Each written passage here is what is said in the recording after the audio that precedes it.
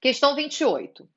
De acordo com estatísticas do Ministério da Saúde, cerca de 5% das pessoas com dengue hemorrágica morrem. A dengue hemorrágica tem como base fisiopatológica uma resposta imune anômala, causando aumento da permeabilidade dos vasos sanguíneos, queda da pressão arterial. Isso faz sentido, né? Se o vaso sanguíneo está mais permeável, tem maior saída de fluidos, isso pode causar queda da pressão arterial.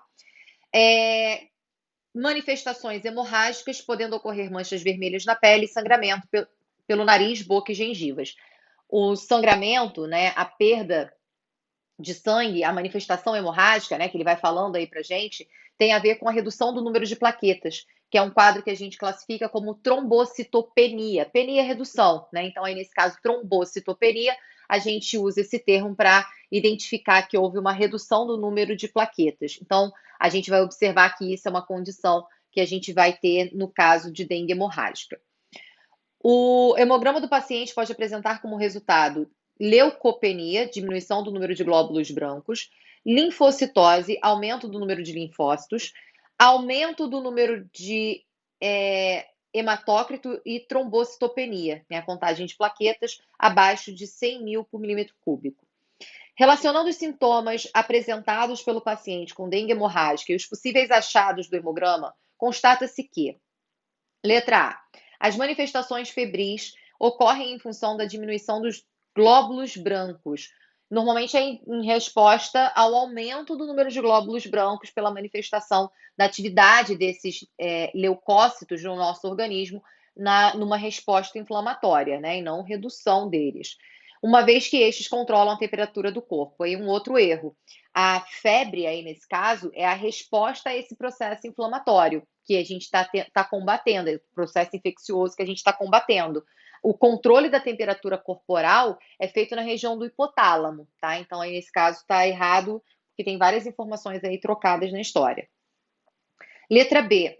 Queda da pressão arterial é ocasionada pelo aumento do número de linfócitos. Não, a queda da pressão arterial tem a ver com a saída de fluido do vaso sanguíneo, já que ele fala pra gente lá que uma das causas aí nesse caso da dengue hemorrágica, uma das consequências da dengue hemorrágica é o aumento da permeabilidade de vasos sanguíneos. Então, a saída de fluido acontece reduzindo a pressão dentro desses vasos. E aí ele ainda fala que tem a ver com linfócitos, não tem a ver com linfócito. Linfócitos são células aí nesse caso que participam da defesa do nosso organismo de forma específica. Linfócitos B, garantindo a produção de anticorpos, né, que é a defesa que a gente chama de humoral, e linfócitos T são aqueles que vão ser responsáveis pela defesa celular, tá bom? E aí ele fala ainda lá no final que tem como função principal a produção de anticorpos. Enfim, linfócitos B, sim, né? Porque se diferenciam em plasmócitos para gerar anticorpos. Mas aqui ainda está errado mesmo assim. Letra C. O sangramento pelo nariz, pela boca e gengiva é ocasionado pela quantidade reduzida de plaquetas que são responsáveis pelo transporte de oxigênio. Até plaqueta estava certo, né? Porque realmente o sangramento tem a ver com a redução do número de plaquetas. Mas plaqueta não é uma estrutura que vai ser responsável pelo transporte de oxigênio. Transporte de oxigênio, a função disso é a da hemácia. A hemácia, nesse caso, ou o eritrócito, né, vai ser a célula responsável pelo transporte de gases no nosso corpo. A plaqueta é um fragmento celular gerado a partir da ruptura de um megacariócito que tem a função de controlar o processo de coagulação sanguínea. Letra D. As manifestações hemorrágicas estão associadas à trombocitopenia, sim, que é a redução do número de plaquetas, uma vez que as plaquetas estão envolvidas na cascata de coagulação sanguínea. Tá correto, tá? Só vamos fechar a letra E para a gente poder falar sobre essa cascata de coagulação sanguínea. Os sangramentos observados ocorrem em função da linfocitose, uma vez que os linfócitos são responsáveis pela manutenção da integridade dos vasos sanguíneos. Não, os linfócitos não são responsáveis pela manutenção da integridade dos vasos sanguíneos, eles são responsáveis pela defesa do nosso organismo, tá? Então seria a letra D aí a resposta correta. Para poder a gente fechar essa questão, vamos rever a cascata de coagulação. Na cascata de coagulação, a gente vai ter plaquetas mais uma determinada lesão. Então, plaqueta mais um tecido lesionado. A plaqueta e o tecido lesionado vão liberar uma substância chamada tromboplastina. A tromboplastina é uma substância necessária para poder o processo de coagulação acontecer. Por quê? O processo de coagulação até então não aconteceria porque a gente, no nosso organismo, tem uma substância chamada heparina. A heparina é uma substância essencial para evitar a formação de coágulos que são indesejáveis dentro da nossa corrente sanguínea. Só que num processo de coagulação, eu quero que a heparina deixe de agir para que a gente possa ter esse processo de coagulação acontecendo.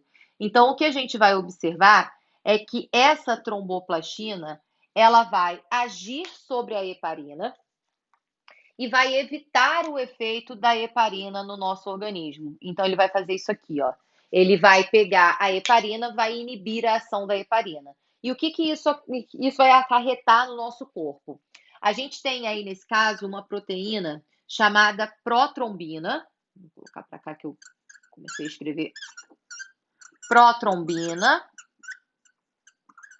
E ela só consegue ser ativada se ela convertida, na verdade, né, se ela não tiver a heparina presente. Então, quando a tromboplastina é liberada, ela inibe a heparina. Então, aqui temos uma inibição da heparina.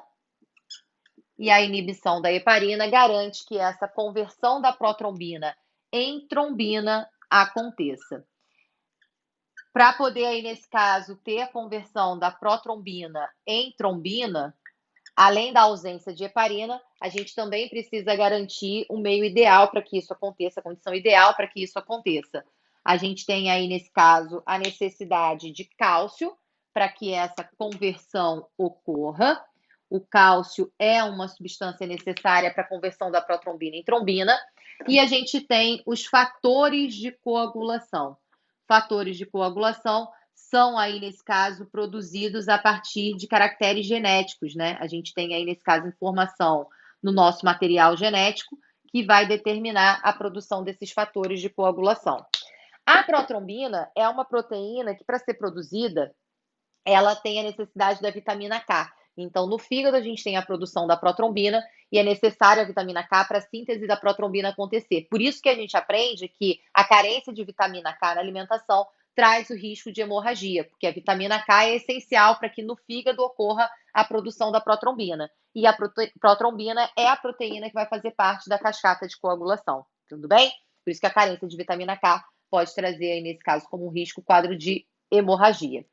Protrombina convertida em trombina, a trombina agora ativa, ela vai aí, nesse caso, atuar na conversão de uma proteína solúvel, formando uma proteína insolúvel. A gente tem aí, nesse caso, o fibrinogênio. Fibrinogênio é uma proteína solúvel que não vai ajudar na formação do nosso coágulo. Então, não adianta ser só o fibrinogênio. Mas se eu transformar fibrinogênio em fibrina, a fibrina é uma proteína insolúvel e ela vai aí, nesse caso, garantir que o coágulo seja formado. E aí a gente finaliza, então, a nossa cascata de coagulação. A fibrina é uma proteína insolúvel, formando o coágulo, ela vai, aliás, formando fibrina, né? A gente vai garantir a formação desse coágulo. A cascata de coagulação, então, depende justamente dessa plaqueta, porque ela vai estar liberando a tromboplastina, que vai inibir a heparina, para que todo esse processo da cascata de coagulação possa vir a acontecer. Tranquilo? Vou sair para que vocês printem. A resposta correta, então, seria a letra D.